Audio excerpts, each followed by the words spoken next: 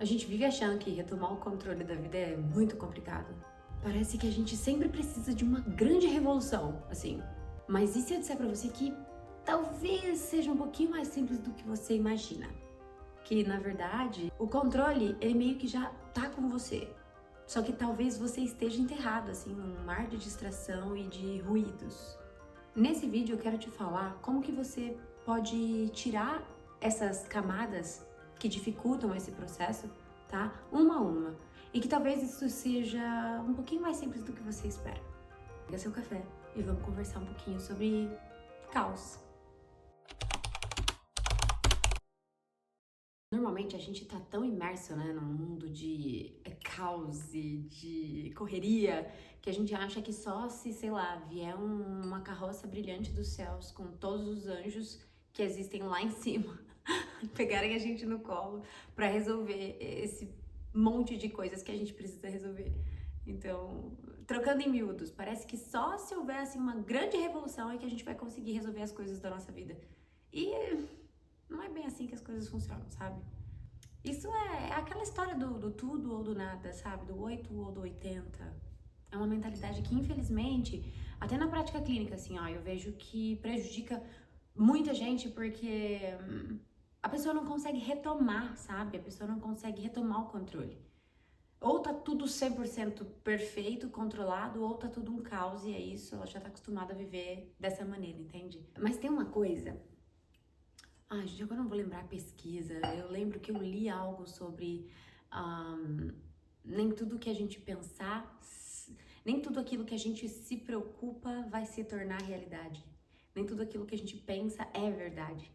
Você já ouviu falar sobre isso? Depois eu vou tentar encontrar e vou colocar em algum lugar aqui, tá? Não sei se eu vou encontrar, mas basicamente é isso, assim, que nem tudo que a gente se preocupa vai se tornar realidade em algum momento, sabe? E aí o segredo é justamente esse, assim, às vezes o caos que a gente imagina, ele só existe dentro da nossa cabeça. Pensa assim, ó, pensa num carro atolado na lama. Ele tá lá, preso, atoladaço. Mas se você mover ali um pouco pro lado, um pouco pro outro lado, você coloca um calço aqui e aí você ajeita uma coisinha ali e tal, ele vai sair dali, de alguma maneira. E às vezes você vai precisar recorrer à ajuda de alguém, né, pra desatolar esse carro. Às vezes precisa de um trator pra puxar esse carro que tá atolado. Às vezes não, às vezes dá pra gente conseguir botar uma coisinha, outra ali, ajustar, e sair daquela lama.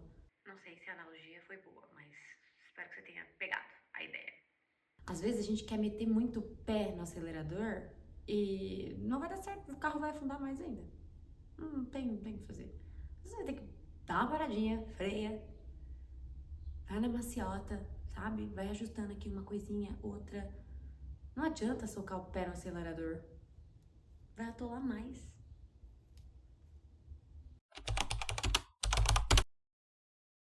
O que eu quero dizer com tudo isso, tá? Talvez isso seja uma opinião completamente enviesada, tá? Assim, tô falando da minha perspectiva. Eu percebo que quanto menor a mudança, maior a chance daquilo dar certo. Sei lá, é tipo beber um copo de água no dia e colocar o celular na gaveta. É tipo isso, são coisinhas pequenas que se a gente pensar, dão um impacto gigante, assim. A gente precisa ter esse nível de consciência, sabe? A gente pega esses pequenos passos, que já são poderosos, e aí a gente bota regularidade, frequência, constância nisso, aí pronto.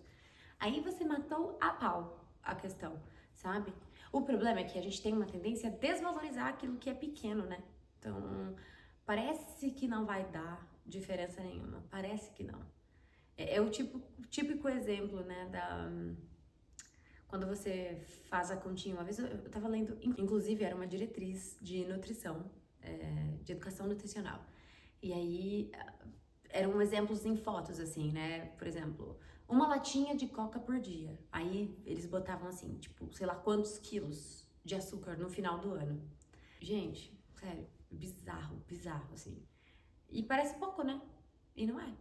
Eu acho que o pequenininho pode causar tanto um benefício muito grande quanto um estrago muito grande.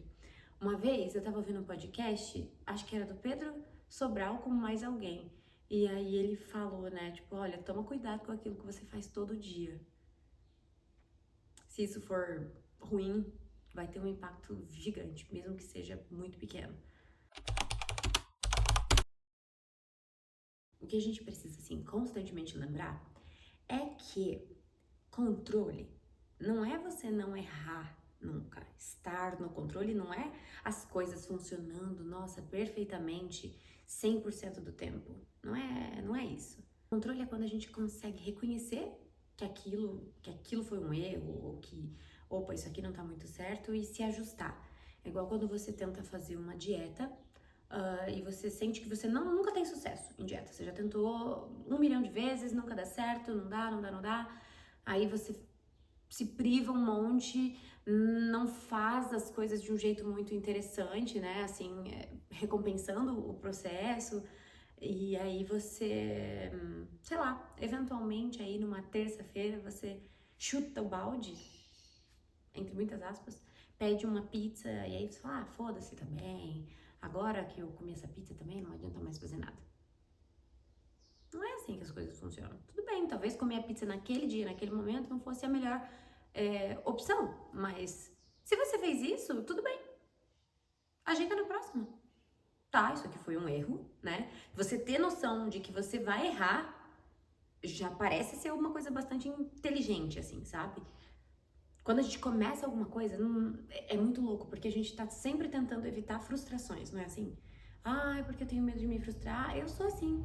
Eu sou assim. Fui assim quando eu decidi fazer nutrição, quando eu decidi largar minha carreira anterior, quando eu decidi cuidar da minha alimentação de maneira mais controlada. Eu tinha medo de me frustrar. E aí eu vou falar, ai, não me frustrei? Mentira, me frustrei um monte. Em várias coisas. Várias coisas. Mas um dia eu ouvi que é isso, assim, é você. Quando você começa alguma coisa, saber que eventualmente vai acontecer alguma coisa errada é um passo de inteligência, assim, ó. É um passo de controle. Você acaba tendo um controle, inclusive, sobre o erro. Entende? Então, por que que eu digo que voltar ao controle é muito mais fácil do que você pensa? Porque a ferramenta é justamente essa. Saber que você vai perder o controle várias e várias e várias vezes e que você vai errar várias e várias e várias vezes. Acontece que você tem que ter a noção de que aquilo foi um erro, aqui, essa ação aqui não foi legal. Como que eu faço para retomar? E aí um ponto muito difícil que eu sempre pego no pé das pessoas é autoconhecimento. Tenha um diário, tenha, sei lá, documente as coisas. Tenha uma base de dados para você voltar e recorrer depois, sabe? Então, resumindo, mais uma vez, as ferramentas são, primeiro, saber que você vai perder o controle, tá? Mas só o fato de você saber que aquilo já ia acontecer já te faz estar no controle. Segundo, ajustar pequenas rotas, assim, ó, daquilo que você quer ter essa sensação de controle. Se for necessário, derruba todos os compromissos da sua agenda. Se for necessário, derruba todas as reuniões que você tem naquele dia. Se não nada depender tanto assim, né? Vida ou morte, sei lá. Volta, faz uma varredura do que é prioridade, do que é importante, do que é urgente, do que dá pra esperar. A Luana Carolina uma vez falou em algum dos vídeos, eu adoro o canal dela, inclusive, ela falou em algum dos vídeos que sempre que ela ia tomar alguma decisão sobre o que fazer quando ela estava se sentindo meio perdida, assim, é pensar no que era importante e no que é determinante, assim, quais ações eram determinantes. Vou dar um exemplo. Eu deixei de gravar. Eu deixei de gravar porque eu tava fanha, porque eu tava sem voz. Eu poderia ter feito, apesar disso. Entendeu? Às vezes a gente esquece de fazer esse tipo de questionamento. Quando a gente precisa tomar alguma decisão, quando a gente tá se sentindo meio caótico. Mas entenda uma coisa, o caos ele vai tá sempre batendo na tua porta, eventualmente, tá? Saiba que nem tudo vai estar dentro do controle 100% do tempo. E isso, e saber disso já é meio que estar no controle. Então, por favor, lembra que esses pequenos passos, tá? Já te colocam, assim, em uma vantagem. Eles já fazem muita diferença no seu dia a dia. Eu gosto de usar exemplos, né, de alimentação, por exemplo, porque essa é a minha área, né? Eu sou formanda de nutrição, estarei atendendo daqui a alguns meses. A minha lista de atendimentos está aberta, vai começar em março, tá? De 2025. Esse tipo de assunto eu gosto bastante de abordar, porque eu acho que tem tudo a ver com nutrição e comportamento. Esse tipo de conteúdo provoca a gente a mudar a nossa mentalidade, a tentar analisar as coisas em outras perspectivas, assim. E por mais que possa parecer coach demais, e talvez seja, e eu não sei exatamente o que eu penso sobre isso, se eu tenho ranço, se eu tenho muito amor, sendo 100% sincera, eu acho que, ter noção disso, sabe? Instigar e nos incomodar com essas coisas só faz a gente crescer, assim.